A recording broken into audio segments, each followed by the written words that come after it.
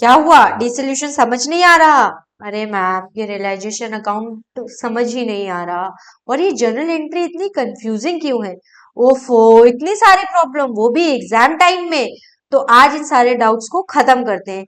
Hello everyone, welcome to commerce learning point. आज इस video में आपके डिसोल्यूशन की सारे डाउट्स, सारी कंफ्यूजन दूर करते हैं। तो वीडियो में एंड तक बने रहिए और अपने 8 मार्क्स सिक्योर कीजिए। तो चलिए स्टार्ट करते हैं बेटा, D solution of a partnership firm. तो सबसे पहले हम पढ़ते हैं बेटा कि D solution of a partnership firm का मतलब क्या है। तो अब देखिए, आपने दो टर्म जरूर पढ़ी होंगी बेटा। एक तो होता है D solution of a partnership और एक होता है D solution of a partnership firm. तो सबसे पहले आपको पता होना चाहिए कि दोनों में डिफरेंस क्या है। तो आप समझिए, D solution of a firm का क्या मतलब होता है। D solution of a firm का मतलब है बेटा कि सिंपल आपके फर्म में क्या लग गए हैं, ताले लग गए हैं। आपकी फर्म क्या कर रही है बेटा, अपने ऑपरेशंस को बंद कर रही है। अब आपके बिजनेस में कोई भी काम नहीं होगा। तो ये क्या होता है बेटा, dissolution of a partnership firm, जब आपकी फर्म ही बंद हो जाती है। अच्छा, अब ma'am dissolution of a partnership क्या होता है? Dissolution of a partnership means होता है बेटा कि जो एग्जिस्टिंग पार्टनर है वो अपना रिलेशनशिप क्या कर रहे हैं, चेंज कर रहे हैं। अब मैम रिलेशनशिप कैसे चेंज करते हैं? जैसे बेटा कोई पार्टनर आपकी फर्म में एंटर हो गया, मतलब किसी पार्टनर का एडमिशन हो गया, तो आपके पार्टनर्स की जो रेशो होती है वो क्या हो जाती है, चेंज हो जाती है। अगर कोई पार्टनर रिटायर हो गया तो आपकी पार्टनरशिप के जो रिलेशंस है वो चेंज हो जाएंगे।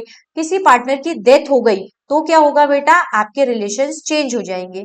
तो बेसिकली आपकी फर्म कंटिन्यू रहेगी, बट आपकी पार्टनरशिप जो है, आपकी पार्टनरशिप का जो रिलेशनशिप है वो क्या हो जाएगा, चेंज हो जाएगा। तो उसी को हम क्या बोलते हैं बेटा, डिसोल्यूशन ऑफ अ पार्टनरशिप। बात समझ आ गई? सिंपल मतलब है बेटा, अगर मैं वन लाइन में आपको एक्सप्लेन करूं कि डिसोल्यूशन ऑफ अ फर्म में लग जाते हैं ताले, और डिसोल्यूशन ऑफ अ पार्टनरशिप में फर्म कंटिन्यू चलती रहती है। आ गई बात समझ? चलिए बेटा, अब बहुत ही इंपॉर्टेंट कॉन्सेप्ट करवाने जा रही हूं मैं, जो कि है रियलाइजेशन, जिसमें आप सबको बहुत ज्यादा रहता है डाउट। तो बेटा रियलाइजेशन क्या होता है? रियलाइजेशन अकाउंट में हम सिंपल क्या करते हैं, आप समझिए।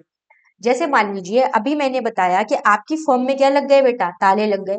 अब मुझे एक बात बताइए, मान लीजिए आपकी कोई फर्म है, ठीक है। अब उस फर्म में आप अपनी फर्म बंद करने वाले हो, तो आपकी फर्म में बहुत ज्यादा एसेट्स भी होंगे बेटा। अब जब फर्म बंद करोगे तो आप उन एसेट्स को क्या करोगे बेटा, रियलाइज्ड करोगे, मतलब सोल्ड करोगे, किसी थर्ड पर्सन को बेचोगे कि भाई तू ले ले ताकि आपको कुछ पैसे मिल जाए, हाँ या ना। अब मैम ठीक है, एसेट तो हमने सोल्ड कर दी। अब भाई कुछ लोगों से तुमने उधार भी तो ले रखा है, बैंक वालों से इतना सारा लोन भी तो ले रखा है तुम लोगों ने, और बहुत सारे तुम्हारे क्रेडिटर्स हैं जिनसे तुम उधार सामान लाके आए हो, वो भी तो तुम्हारे दरवाजे पे खड़े हैं, तो उनको भी तो तुम्हें पेमेंट करनी पड़ेगी। यस मैम, करनी पड़ेगी। तो कभी भी रियलाइजेशन होता है बेटा तो हम दो चीजें करते हैं, एक तो हम अपनी एसेट्स को रियलाइज करते हैं, उन्हें सोल्ड करते हैं। दूसरा, हमें अपनी लाइबिलिटीज को क्या करना होता है बेटा, पे करना होता है।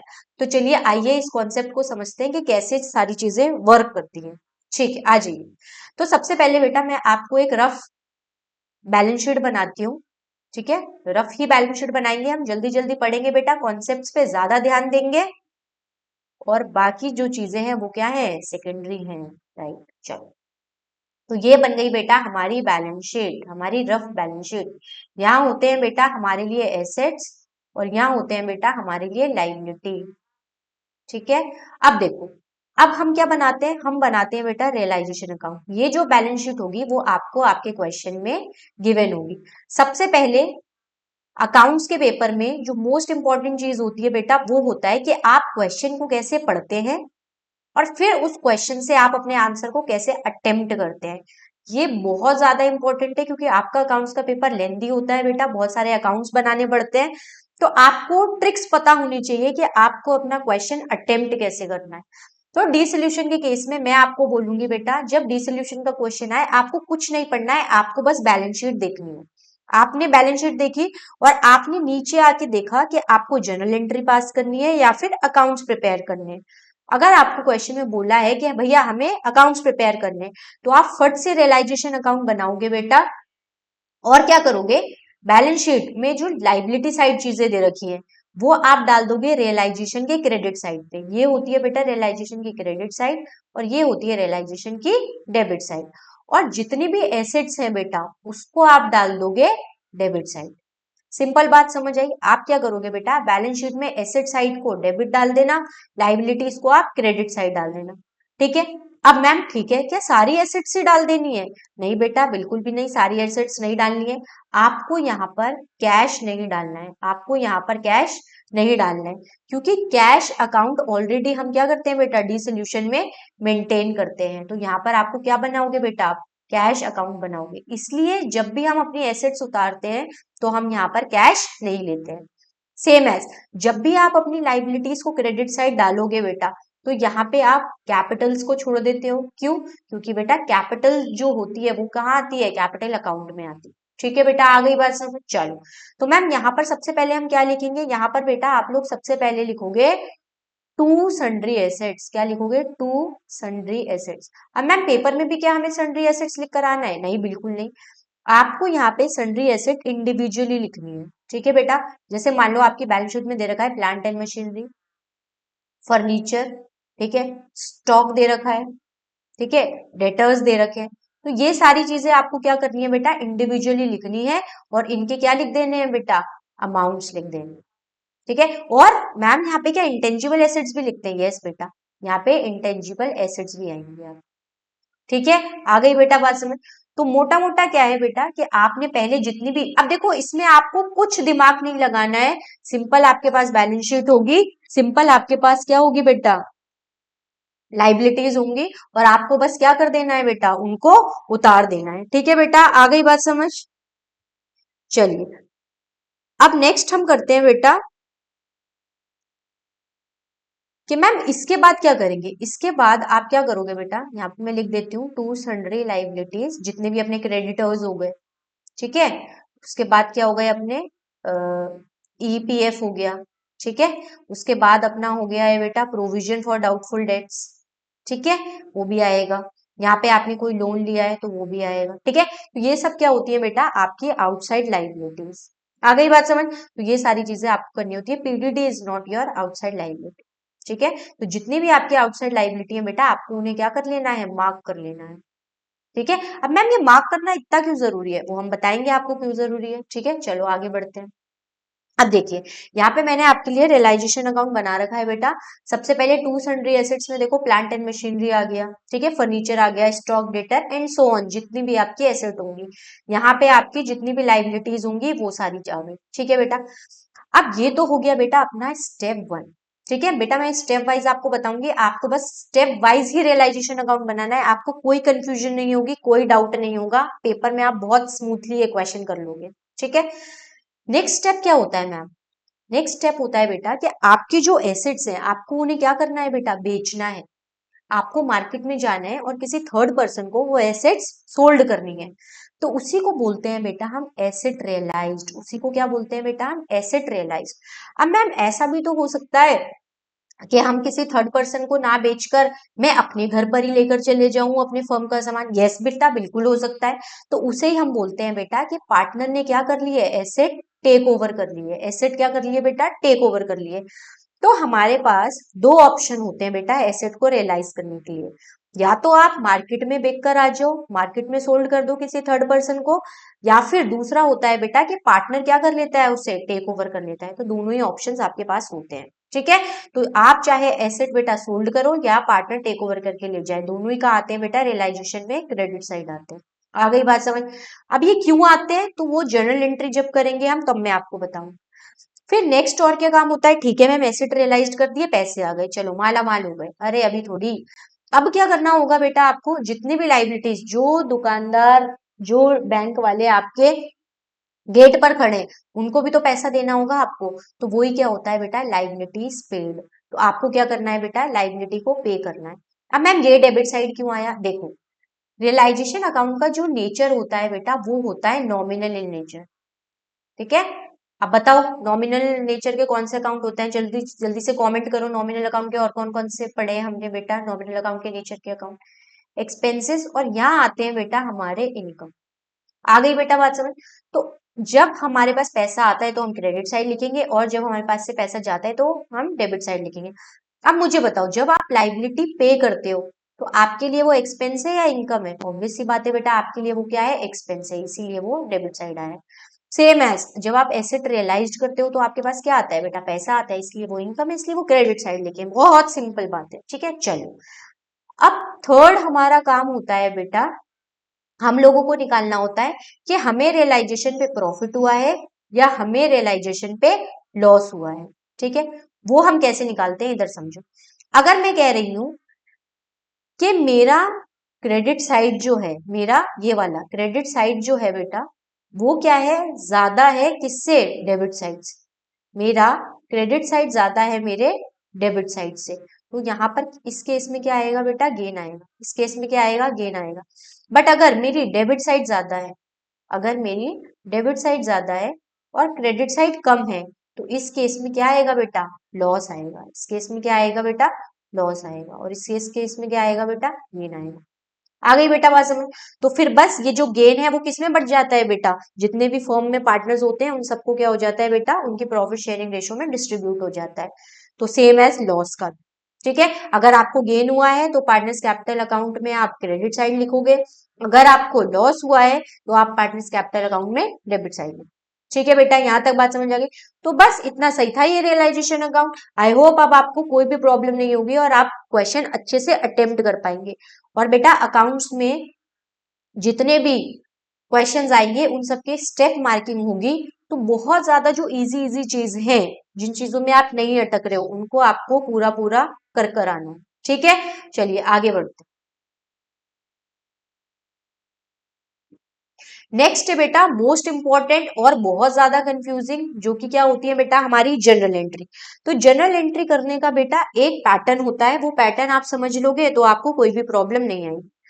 तो सबसे पहले क्या होता है बेटा, वही रियलाइजेशन अकाउंट की तरह ही करते हैं। सबसे पहले हमने रियलाइजेशन अकाउंट में क्या करा बेटा, हमारी बैलेंस शीट में से जो भी एसेट्स थी और जो भी लाइबिलिटीज थी उनको ट्रांसफर कर लिया है। तो उस ट्रांसफर करने की जनरल एंट्री क्या होती है, देखो अभी बिल्कुल रियलाइजेशन अकाउंट से ही बताऊंगी आपको। देखो सन्ड्री एसेट आपने यहाँ पे ट्रांसफर करी बेटा, रियलाइजेशन अकाउंट में कहाँ आई है, डेबिट साइड आई है। तो बस कुछ नहीं है, रियलाइजेशन अकाउंट को क्या कर दो बेटा, डेबिट कर दो। रियलाइजेशन अकाउंट में जो चीज डेबिट आई है बेटा उनको डेबिट कर दो, जो चीज क्रेडिट आई है उसमें रियलाइजेशन अकाउंट को क्रेडिट कर दो। और क्या आ जाएगा बेटा, टू सन्ड्री एसेट्स। अब मैम एग्जाम में क्या सन्ड्री एसेट्स से लिख कर आना है, नो बिल्कुल नहीं। आपको ये लिखना है बेटा इंडिविजुअली। आपको ये कैसे लिखना है बेटा, इंडिविजुअली। मतलब क्या होता है मैम इसका, मतलब ये है बेटा कि आपको realisation account debit to machinery, to furniture, to stock, to debtor and so on, मतलब जितनी भी एसेट्स हैं आपको बेटा उन्हें इंडिविजुअली लिखना है और उनका टोटल करके आपको यहाँ पे लिख देना है। आ गई बेटा बात समझ, ठीक है। चलो आगे बढ़ते हैं। अब क्या है बेटा, नेक्स्ट है बेटा हमारा लाइबिलिटीज ट्रांसफर करने का। अब देखो जब हमने लाइबिलिटीज ट्रांसफर करी तो हमारा रियलाइजेशन अकाउंट क्या हो रहा है, क्रेडिट हो रहा है। ठीक है, तो हम रियलाइजेशन अकाउंट क्या कर देंगे बेटा, क्रेडिट कर देंगे। तो यहाँ पे क्या आ जाएगा, टू रियलाइजेशन अकाउंट। हाँ या ना बोलो, टू रियलाइजेशन अकाउंट। ठीक है बेटा। अब मैम डेबिट साइड क्या आएगा, डेबिट साइड आ जाएगी बेटा हमारी जितनी भी सन्ड्री लाइबिलिटीज है। ठीक है, सन्ड्री लाइबिलिटीज अकाउंट डेबिट। हाँ या ना बेटा, बात समझ आ रही है आप लोगों को। ठीक है, मुझे कमेंट करके जरूर बताइएगा बेटा आपको क्लासेस कैसी लगी, और अगर आप फुल फ्लेश क्वेश्चन चाहते हैं डिसोल्यूशन का तो आप वो भी बताइएगा मुझे, मैं उस फुल फ्लेश क्वेश्चन लेकर आऊंगी ताकि आपको और क्लैरिटी हो जाए। वीडियो अच्छी लग रही हो तो बेटा प्लीज वीडियो को लाइक कीजिए और अपने दोस्तों के साथ भी शेयर कीजिए। ठीक है, चलो आ जाओ। अब मैम सन्ड्री लायबिलिटीज भी ऐसी ही लिखनी है, नहीं बिल्कुल भी नहीं। आपको यहाँ पर भी इंडिविजुअली लिखना है, creditor account debit, BP account debit. ठीक है बेटा, तो ये भी आपको सारी इंडिविजुअली लिखनी है। तो मतलब सन्ड्री एसेट हो सन्ड्री लायबिलिटी हो आपको इंडिविजुअली लिखनी है। अब मैम ठीक है, फर्स्ट स्टेप तो ये हो गया, अब हमें समझ आ गया। ठीक है, दो जनरल एंट्रीज ये हो गई, अब हमें समझ आ गई। अब थर्ड क्या होता है, थर्ड होता है बेटा एसेट सोल्ड करने का।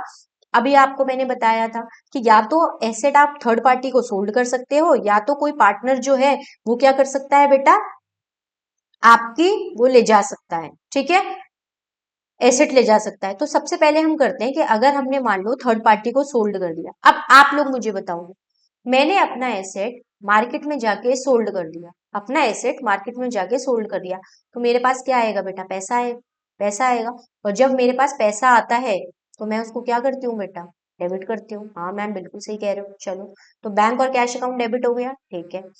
टू क्या हो जाएगा बेटा? To realisation account. अब ये बताओगे, कमेंट करो मुझे, ये रियलाइजेशन अकाउंट क्यों आया? ये रियलाइजेशन अकाउंट इसलिए आया बेटा, क्योंकि जब हमने एसेट को सोल्ड करा तो वो हमारे लिए क्या होती है? हमारे लिए इनकम होती है। और मैम क्योंकि रियलाइजेशन अकाउंट नॉमिनल नेचर का होता है, तो इसीलिए हम रियलाइजेशन को यहाँ पे क्या कर रहे हैं? क्रेडिट कर रहे हैं। बिल्कुल सही देखा, तुम लोग तो प्रो हुए हो बिल्कुल। आ गई सारी चीजें समझ? चलो मैम ठीक है, एसेट्स तो हमने क्या कर दी? सोल्ड कर दी। अब हम क्या करेंगे बेटा? लाइबिलिटीज को पे करेंगे। अब देखो, जब लाइबिलिटीज को पे करते हैं तो हमारे लिए क्या होता है? एक्सपेंस होता है। बिल्कुल सही कह रहे हो। और मैम एक्सपेंसेस को तो हम डेबिट करते हैं रियलाइजेशन अकाउंट में, वो भी सही कह रहे हो। तो रियलाइजेशन अकाउंट यहाँ पर क्या होना चाहिए बेटा? डेबिट होना चाहिए। तो रियलाइजेशन अकाउंट क्या हो जाएगा बेटा? यहाँ पे डेबिट हो जाएगा। हाँ या ना? ठीक है। अब मैम एक्सपेंसेस पे किए हैं तो हमारे पास से क्या चला गया? हमारे पास से कैश चला गया। तो यहाँ पे टू कैश या फिर बैंक ले। तो वाह यार, आप लोग तो बहुत ज्यादा जल्दी समझ गए। Very good. चलो शाबाश। आ गई बेटा बात समझ? अब जनरल एंट्री में कोई प्रॉब्लम नहीं होगी, अब तो कुछ कंफ्यूजन नहीं हो रही है। चलो वेरी गुड। अब मैम ठीक है, बट मैम ऐसा भी तो हो सकता है कि हमारे जो है पार्टनर लेकर चल जाए। तो यस, ये भी हो सकता है। तो बेटा मैं यहीं पर ही और करके डाल देती हूँ। ठीक है, और करके डाल देती हूँ। अगर मान लो आपके पार्टनर्स जो है फर्म के वो लेकर चले गए, तो मैम जनरल एंट्री बता दो क्या होगी? चलो जनरल एंट्री क्या होगी बेटा? फिर जनरल एंट्री होगी बेटा, मान लो आपके ना पार्टनर लेकर चले गए, ठीक है, तो जनरल एंट्री होगी बेटा,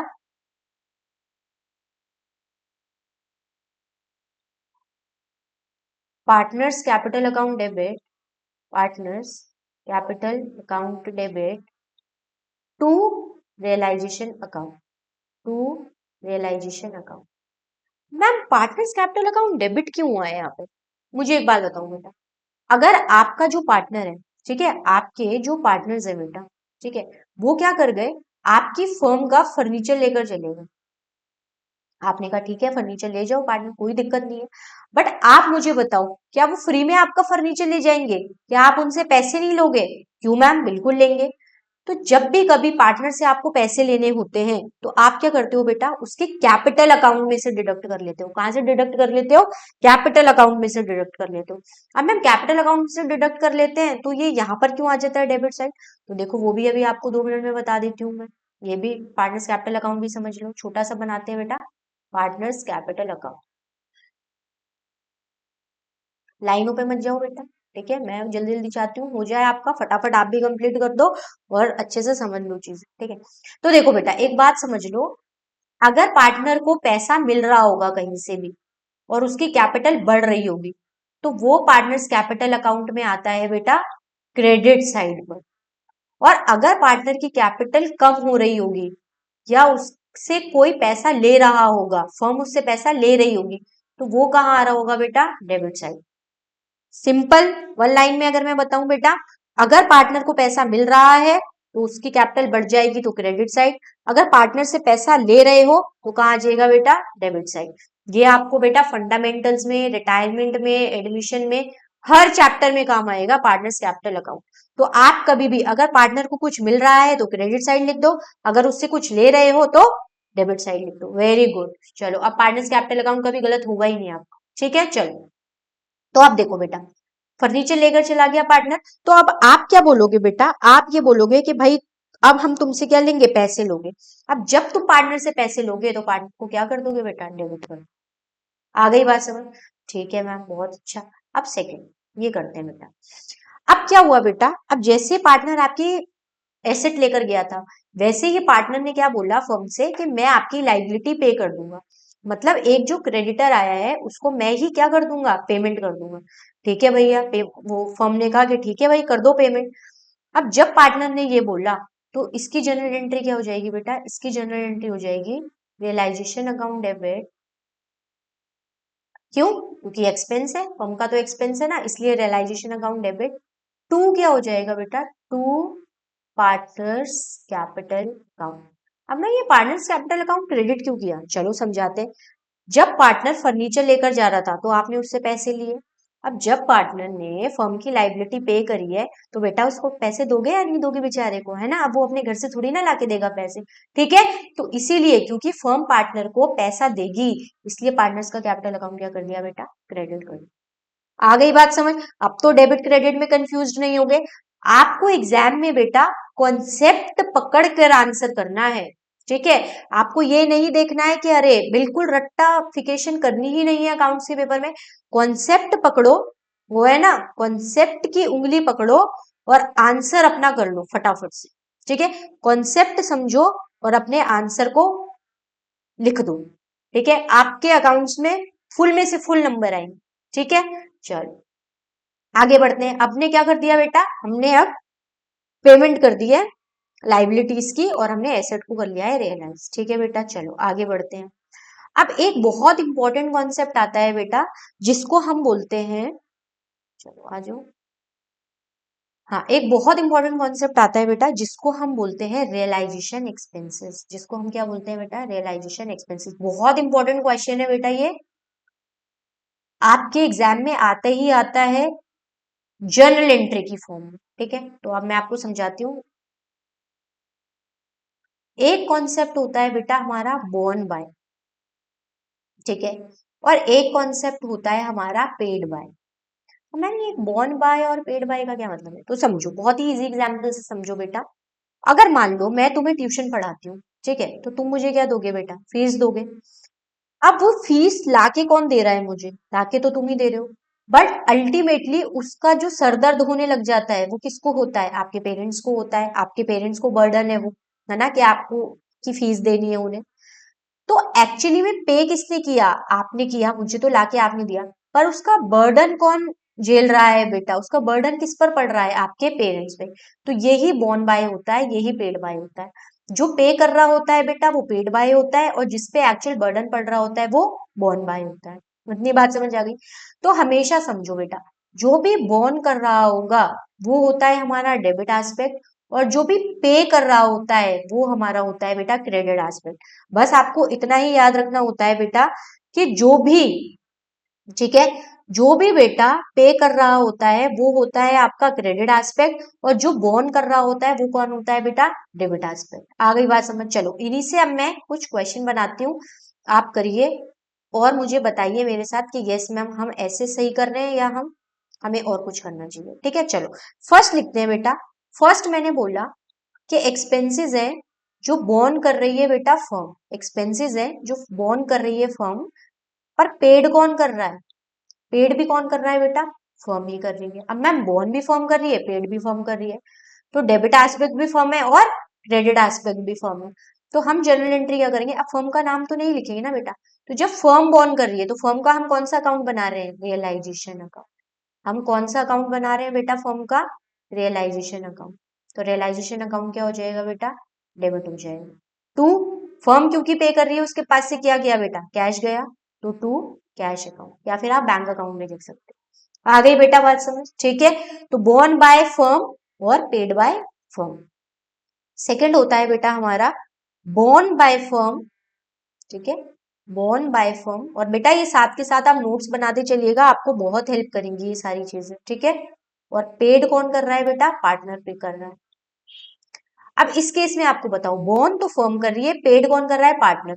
तो ये तो हमारा डेबिट एस्पेक्ट है बेटा, और ये हमारा कौन सा एस्पेक्ट है, क्रेडिट एस्पेक्ट है। आगे वैसे में अब चलो आप लोग जनरल एंट्री बताओ मुझे। बोर्न बाय फर्म है तो हम क्या करेंगे बेटा, रियलाइजेशन अकाउंट डेबिट। क्या करेंगे बेटा, रियलाइजेशन अकाउंट डेबिट। अब मैम पेड तो कौन कर रहा है, पार्टनर कर रहा है, तो पार्टनर का तो हम नाम लिखेंगे। तो क्या लिखेंगे बेटा, to partners capital account.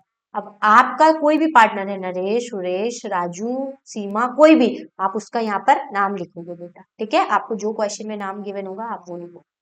Easy, आ गई बात समझ। चलो थर्ड केस लिखते हैं बेटा।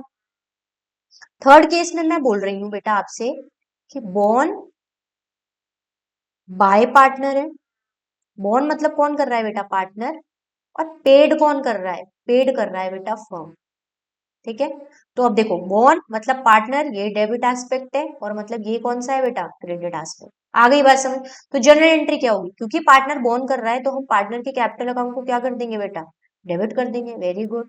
तो पार्टनर्स कैपिटल अकाउंट डेबिट। और पे कौन कर रहा है बेटा, फर्म पे कर रही है ना, तो टू कैश या फिर बैंक अकाउंट, जो कोई भी लिख सकते हो आप, ठीक है, क्वेश्चन में जैसे भी आपको गिवन हो वैसे बैंक लिखोगे तो ज्यादा ठीक रहेगा, ठीक है बेटा।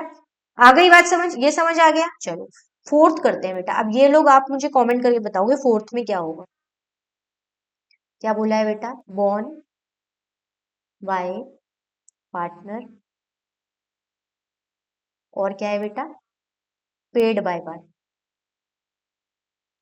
Paid by partner.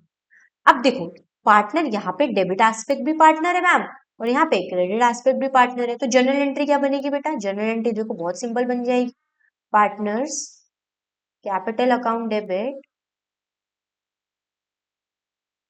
To partners capital account. Yes ma'am, बिल्कुल ठीक है, बिल्कुल ठीक कह रहे हो आप लोग भी, वेरी गुड, समझ आ गया आप लोग को तो बड़ी जल्दी। चलो अब मैम डेबिट एस्पेक्ट में भी पार्टनर्स कैपिटल है और क्रेडिट एस्पेक्ट में भी पार्टनर कैपिटल, तो ये दोनों आपस में क्या हो जाते हैं बेटा, कैंसिल हो जाते हैं, और इस केस में हमारी बनती है बेटा नो एंट्री। क्या बनती है बेटा, नो एंट्री।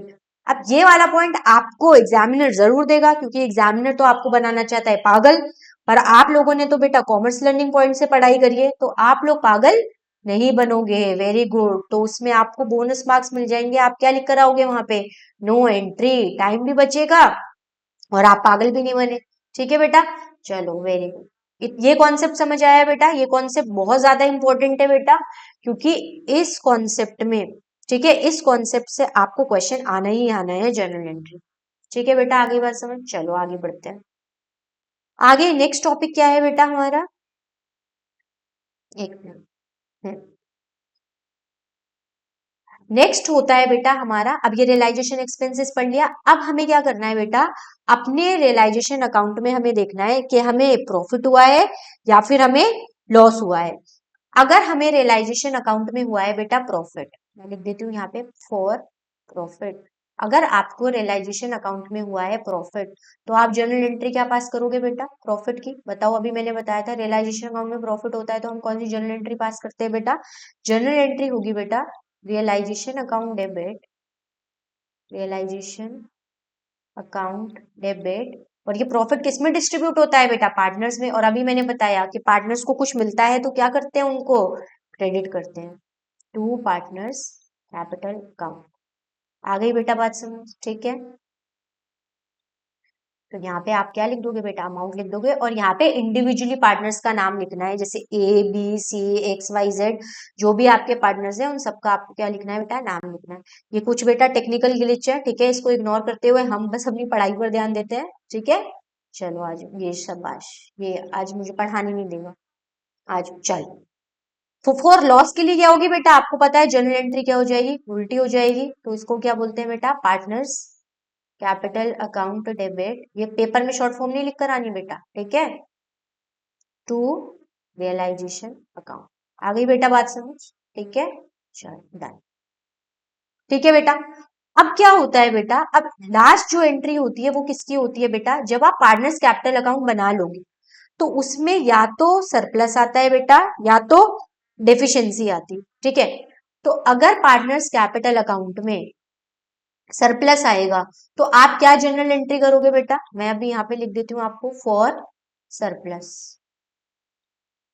सरप्लस के लिए क्या जनरल एंट्री करोगे बेटा, अगर आपके उसमें पार्टनर्स कैपिटल अकाउंट में सरप्लस आएगा तो आप जनरल एंट्री पास करोगे बेटा, partners capital account debit, partners capital account debit to cash account, to cash account. और बेटा ये जितनी भी कैश अकाउंट से रिलेटेड जनरल एंट्री वो है, जनरल एंट्रीज है, वो सब किस में जाएंगी, आपके कैश अकाउंट में जाएंगी, ठीक है बेटा। आगे बात समझ। अच्छा मैम सरप्लस के लिए तो कर लिया मैम, अगर डेफिशिएंसी आ गई तो, फॉर डेफिशिएंसी, देखो दो ही चीज आ सकती है, या तो क्रेडिट साइड बैलेंस बचेगा या तो डेबिट साइड बैलेंस बचेगा, और कुछ तो है ही नहीं। तो डेफिशिएंसी के लिए हम करेंगे बेटा cash account debit to partners capital account.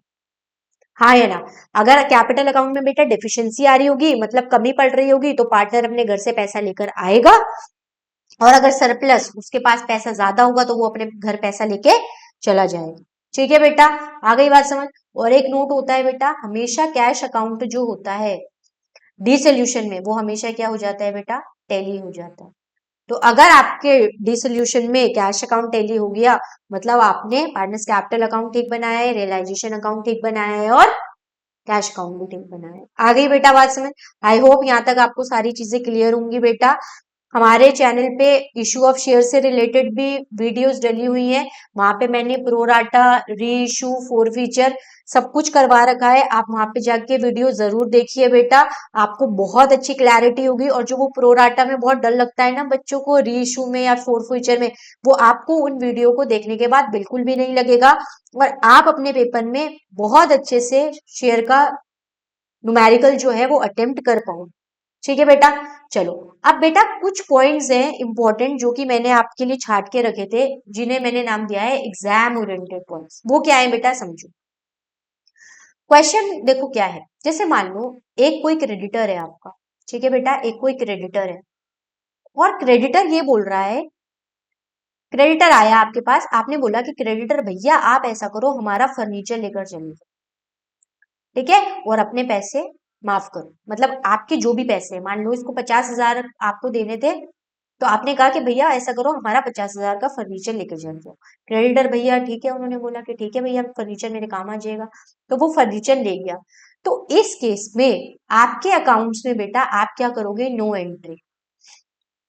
ठीक है बेटा, क्या समझे कि मैम अगर कोई भी लाइबिलिटी हमारी एसेट लेकर जाती है, तो उस केस में हम कोई भी जर्नल एंट्री पास नहीं करते हैं। ठीक है बेटा, आ गई बात समझ। ठीक है, वेरी गुड।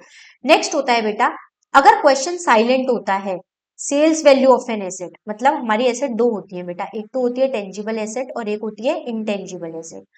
अगर आपको टेंजिबल एसेट, मतलब अगर बोला है कि फर्नीचर रियलाइज हो गया इतने में, स्टॉक इतने में रियलाइज हो गया है, तो ठीक है। मान लो कोई एसेट है फर्नीचर, जिसके बारे में क्वेश्चन में कुछ भी नहीं बोल रहा है, तो आप इस फर्नीचर को रियलाइज करोगे बेटा बुक वैल्यू पर। किस वैल्यू पर बेटा, बुक वैल्यू पर। मैम बुक वैल्यू क्या होती है, जो बैलेंस शीट में वैल्यू गिवन होती है, जैसे मान लो बैलेंस शीट में इसकी वैल्यू थी बेटा 40,000 दे रखी थी, तो आप जब रियलाइज करोगे तो कितना लिखोगे, 40,000 ही लिखोगे। आ गई बेटा बात समझ। और जो इंटेंजिबल एसेट्स होती है, जैसे मान लो गुडविल है, अब मान लो गुडविल की कोई भी एडजस्टमेंट आपको गिवन नहीं है, तो आप गुडविल को निल, मतलब आप उसको छोड़ दोगे, इसका कोई भी ट्रीटमेंट नहीं है। आ गई बेटा बात समझ। सेम एज बेटा जितनी भी हमारी आउटसाइड लाइबिलिटीज होती हैं, उनकी इंफॉर्मेशन गिवन हो तब तो वेल एंड गुड है, अगर इंफॉर्मेशन गिवन नहीं होती है, स्टिल आपको ये पे करनी होती है, पेड करनी होती बेटा कंपल्सरी। आ गई बेटा बात समझ। ठीक है, अब ट्रीटमेंट ऑफ फ्री रिजर्व्स और फिक्टिशियस एसेट, इनकी तो सिंपल जर्नल एंट्री होती है बेटा, जो आप हर चैप्टर में करते हो।